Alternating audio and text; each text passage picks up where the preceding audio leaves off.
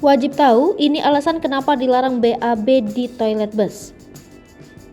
Baru-baru ini warganet dihebohkan sebuah bus tertahan dikarenakan tidak boleh jalan lantaran seorang penumpang yang BAB di toilet bus. Hal itu disebabkan adanya kotoran manusia yang jatuh dari bawah bus tersebut.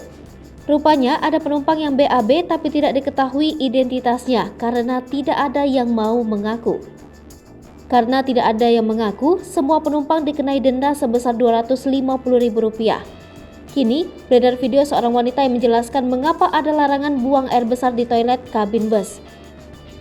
Saat dihubungi Kompas.com Selasa 6 Juli 2021, Anthony Stephen Hambali, pemilik PO Sumber Alam menjelaskan, ada beberapa alasan mengapa dilarang buang air besar di toilet kabin bus. Yang pertama, kalau buang air besar berarti orangnya lama di dalam toilet tanpa ada seatbelt.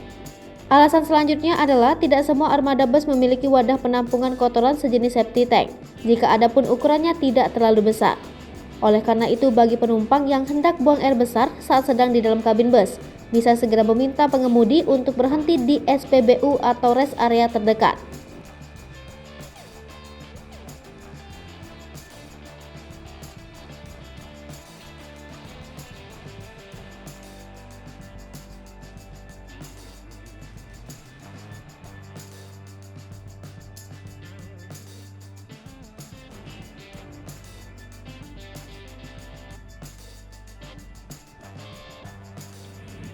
Halo teman-teman semuanya, jadi sekarang lagi rame banget ya perihal soal toilet bus yang lagi viral gara-gara ada penumpang yang BAK di dalam sini.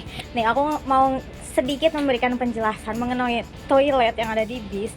Sebenarnya ini toilet itu hanya bisa digunakan untuk buang air kecil saja, tidak diperuntukkan untuk buang air besar ataupun lain sebagainya.